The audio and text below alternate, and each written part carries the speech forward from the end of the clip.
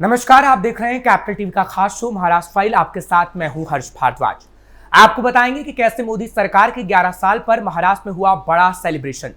मनसे से गठबंधन पर क्या बोले संजय राउत, आदित्य ठाकरे ने किसे दी चेतावनी।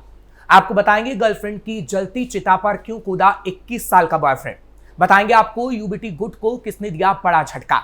लेकिन तमाम बड़ी खबरों में आगे बढ़ने से पहले एक नजर डाल लेते हैं महाराष्ट्र की टॉप हेडलाइन पर।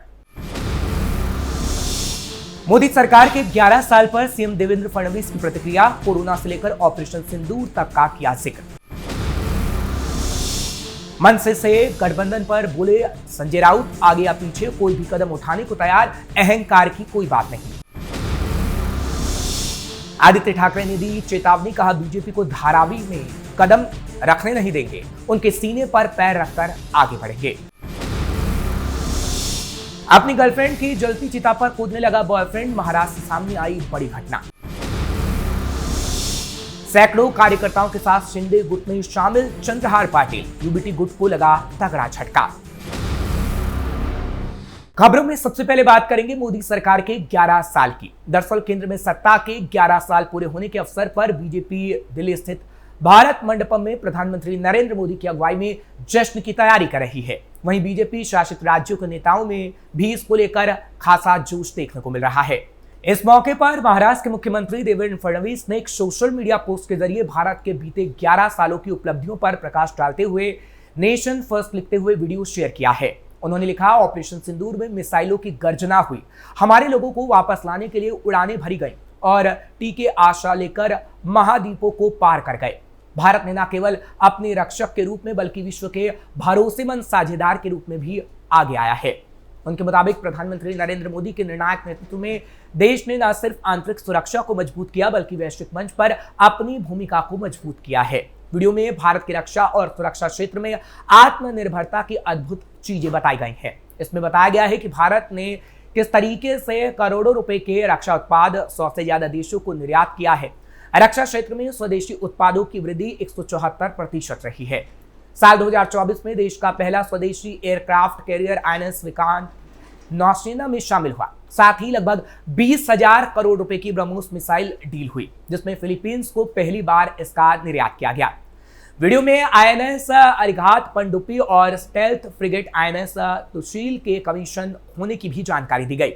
साथ ही पिनाका MRSAM, आकाश NG और नाग MK2 जैसे मिसाइल परीक्षण सफल रहे। इसके अतिरिक्त भारत ने 31 MQ-9B ड्रोन खरीदे, पहला G20 इवेंट की मेजबानी की, अनुच्छेद 370 हटने के बाद नए पुलिस बटालियनों की स्थापना और महिलाओं की भागीदारी में अभूतपूर्व बढ़ोतरी हुई। यह सब देवेंद्र फडणवीस की तरफ से बताया जा रहा था। साथ ही साथ वीडियो में यह भी बताया गया है कि कैसे 11 सालों में भारत को एक वैश्विक शक्ति के रूप में दुनिया ने देखा है। शिवसेना यूबीटी नेता संजय राउत से जब मनसे से संभावित गठबंधन को लेकर सवाल किया गया तो उन्होंने कहा कि शिवसेना यूबीटी आगे या पीछे कोई भी कदम उठाने को तैयार है और राजनीतिक अहंकार जैसी कोई बात ही नहीं है। राउत ने कहा कि मराठी मानुष की भलाई के लिए जो भी संभव होगा वो करने के लिए तैयार होंगे। शिवसेना यूबीटी और राज ठाकरे की मनसे के बीच गठबंधन को लेकर बीते कई दिनों से चर्चा चल रही है और दोनों तरफ से इसे लेकर सकारात्मक बयानबाजी भी सामने आई है। शिवसेना यूबीटी के राज्यसभा सांसद संजय राउत से जब पूछा गया तो उन्होंने कहा कि हम आगे या पीछे कोई भी कदम उठाने के लिए तैयार हैं और कोई राजनीतिक अहंकार की बात नहीं है। संजय राउत का यह बयान ऐसे समय में सामने आया है जब मनसे ने हाल ही में एक बयान में कहा था कि अगर शिवसेना यूबीटी मनसे के साथ गठबंधन करना चाहती है तो उसके लिए शिवसेना यूबीटी को पहल करनी होगी। दरअसल बीते दिनों राज ठाकरे ने एक पॉडकास्ट के दौरान शिवसेना यूबीटी के साथ संभावित गठबंधन को लेकर बयान दिया था। उसके बाद शिवसेना यूबीटी प्रमुख उद्धव ठाकरे ने भी गठबंधन को लेकर सकारात्मक बयान दिए, जिससे दोनों पार्टियों में गठबंधन की चर्चा छिड़ गई थी। राज ठाकरे ने हाल ही में अपने एक बयान में कहा कि मराठी मानुष के हितों के लिए एकजुट होना मुश्किल बात नहीं है। उद्धव ठाकरे ने भी कहा है कि वो मतभेद भुलाकर महाराष्ट्र के हितों के लिए साथ आने को तैयार है। शिवसेना यूबीटी नेता आदित्य ठाकरे ने अपने बयान में कहा कि मुंबई मराठी लोगों और महाराष्ट्र के लिए साफ दिल और दिमाग से काम करने की इच्छा रखने वालों के साथ हम गठबंधन के लिए तैयार हैं। हालांकि उन्होंने ये भी कहा कि अभी दोनों पार्टियों की तरफ से महज बयानबाजी हुई है और आगे की बात अभी बनेगी या नहीं ये देखने वाली बात होगी। महाराष्ट्र के मुंबई में मुलुंड स्थित कालिदास सभागृह में शिवसेना यूबीटी की ओर से आयोजित एक सभा में पार्टी विधायक प्रमुख आदित्य ठाकरे ने भी भाषण दिया। आदित्य ठाकरे ने अपने भाषण में मुंबई की अस्मिता गौरव पर जोर दिया। उन्होंने कहा, ये मुंबई हमारी है, हमारी ही रहनी चाहिए। कई उद्योगपति मुंबई आए और उन्हें मुंबई ने अपनाया। अगर आप मुंबई में आना चाहते हैं तो इसका सम्मान करें, यहाँ व्यापार करें, लेकिन मेरी मुंबा देवी का भी सम्मान करें। धारावी पुनर्विकास परियोजना को लेकर आदित्य ठाकरे ने सरकार पर गंभीर आरोप लगाए।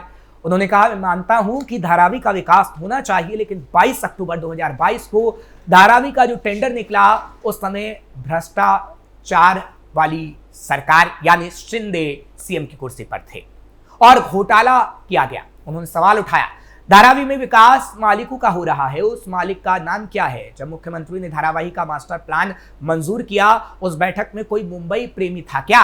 कोई मुलुंड से था? कोई कुर्ला से था? नहीं तो क्या ये मास्टर प्लान सिर्फ मालिक के लिए घोषित किया गया? उन्होंने आरोप लगाया कि मुंबई में एक धारावी थी, लेकिन अब सरकार कई धारावी बनाने की कोशिश कर रही है। ये सरकार धारावी के लोगों को अलग थलग कर रही है।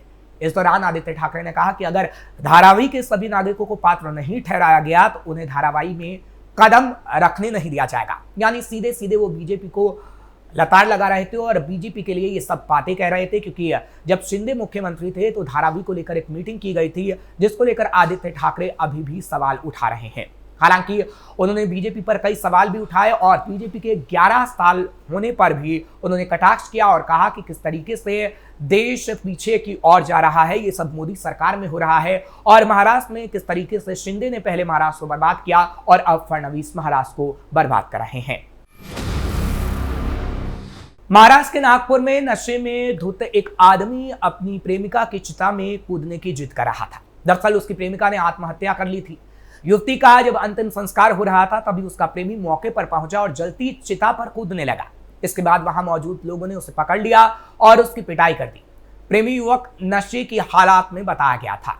न्यू कामटी पुलिस थाने के अफसर ने बताया कि मामला शाम 4 बजे का है, जहां पर कन्हान नदी के किनारे स्थित शांति घाट पर युवती का अंतिम संस्कार हुआ था। वो 19 साल की थी।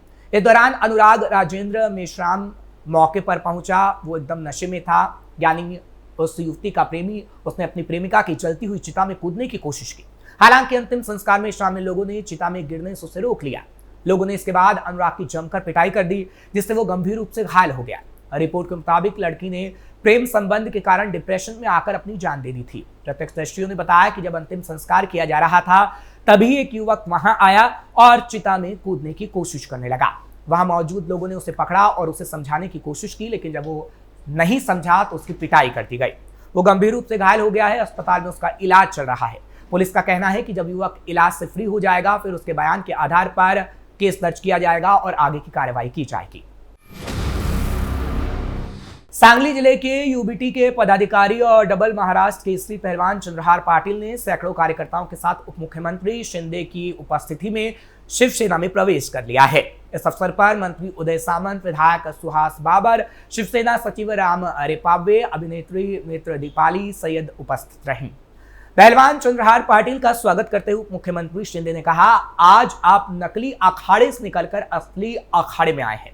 चंद्रहार पाटिल जैसे स्वच्छ मन वाले व्यक्ति आज एक चालबाज व्यक्ति से दूरी बनाकर आए हैं। आपने महाराष्ट्र की मिट्टी के खेल कुश्ती को गौरव दिलाया। पहलवान महाराष्ट्र का गर्व है। मैं भले ही पहलवान नहीं हूं, लेकिन 2022 में मैंने सामने वाले को चित कर दिया। उस समय जो दांव लगाया उससे वो अब तक नहीं उबर पाए हैं।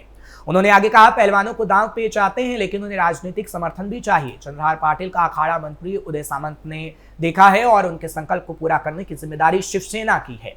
हमें महाराष्ट्र के हर तालीम यानी कुश्ती स्कूल को अपने साथ जोड़ना है। मैं किसान का बेटा हूं, शाखा प्रमुख से मुख्यमंत्री बना, लेकिन कुछ लोगों को ये बात हजम नहीं हो रही। उनके पेट में दर्द हो रहा है। ये बाला साहब ठाकरे के कार्यकर्ताओं की पार्टी है, यहाँ कोई मालिक नहीं है। बाला साहब अपने साथियों को सहकर्मी मानते थे, लेकिन उसके बाद कुछ लोगों ने अहंकार में उन्हें नौकर समझ लिया। उप मुख्यमंत्री शिंदे ने कहा, पहलगाम में हमारी बहनों का सिंदूर मिटाने का काम पाकिस्तान ने किया, लेकिन प्रधानमंत्री नरेंद्र मोदी के नेतृत्व में हमने ऑपरेशन सिंदूर के जरिए पाकिस्तान को सबक सिखाया। सरकार की 7 प्रतिनिधिमंडल विदेश गए, जिनमें से एक का नेतृत्व सांसद डॉक्टर श्रीकांत शिंदे ने किया। सीमा पर जवानों के लिए दिल्ली में रक्तदान शिविर आयोजित करने का संकल्प चंद्रहार पाटिल ने किया। उनकी देशभक्ति देखकर कहा जा सकता है कि हम न केवल दिल्ली में बल्कि कश्मीर में भी रक्तदान शिविर लगाएंगे।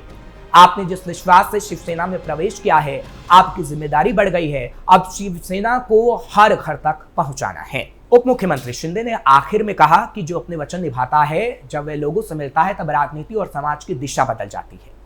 बगावत के बाद राज्य में आमजन का शासन लाया गया। कार्यकर्ताओं के पीछे मजबूती से खड़े रहने का कार्य मैं सालों से कर रहा हूं, इसलिए लोगों का शिवसेना की ओर आकर्षण बढ़ रहा है। महाराष्ट्र फाइल में खबरों का सिलसिला यहीं खत्म करते हैं। बाकी खबरों के लिए आप जुड़े रहिए कैपिटल टीवी के साथ। वीडियो को लाइक करें, शेयर करें, कैपिटल टीवी को सब्सक्राइब करना मत भूलिएगा।